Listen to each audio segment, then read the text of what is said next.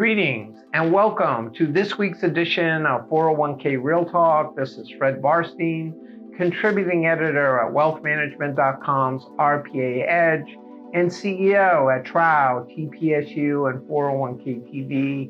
I review all of last week's stories and select the 5 most important and interesting ones, providing open, honest, and candid discussion you will not get anywhere else. So let's get real.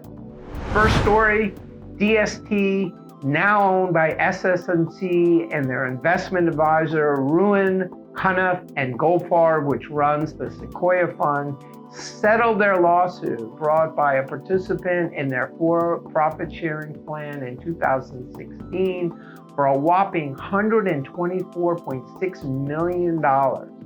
The suit was joined by the DOL in 2019, which alleged ERISA violations due to the plan's concentration in one stock, which dropped 90% between 2015 and 16 and had accounted for 45% of all plan assets. Valeant Pharmaceuticals, the stock in question, which had acquired Bausch & Lomb, was at one time the most valuable company on the Toronto Stock Exchange, surpassing RBC and attracting high-flying investors like hedge fund manager William Ackman. Though we preach diversification and asset allocation, that lesson was lost on DST and their advisor, relying on a single stock, resulting in a $124.6 million settlement, even though damages were estimated to be only $86 to $97 million. You think DC lawsuits have peaked yet? Next story, add AI to the potential list of advisor cybersecurity concerns. Experts are predicting that AI will impersonate clients through visual and audio effects who may direct their advisor, for example, to move or withdraw funds.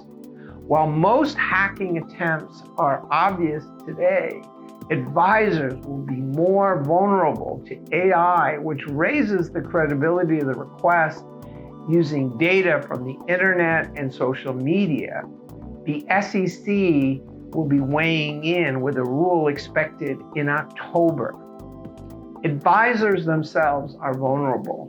They need sensitive and confidential client information to do their job, and they are more likely to be hacked than the larger institutions, as we learned from the recent breach of Fidelity's third-party vendors, resulting in the data exposure of 670,000 clients.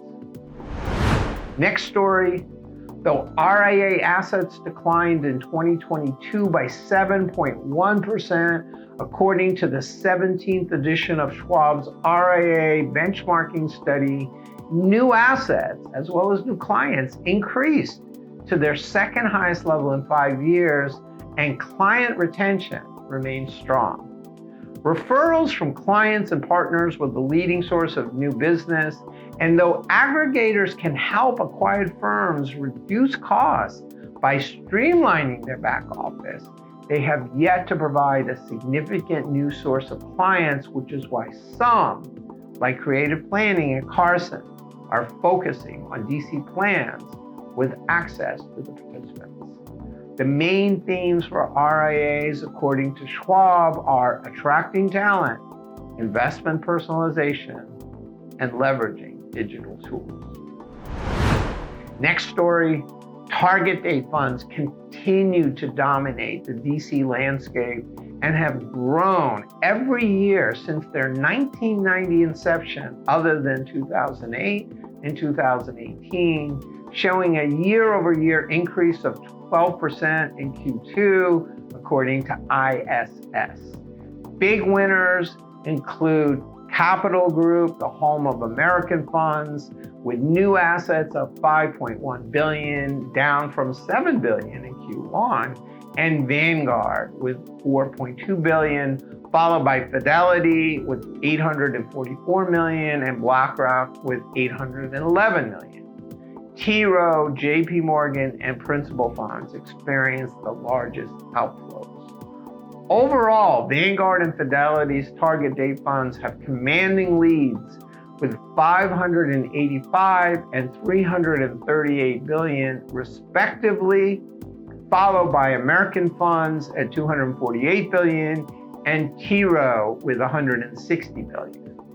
ISS estimates that 59% of all DC participants are invested in target date funds. Finally, are PEPs a panacea or passing fad?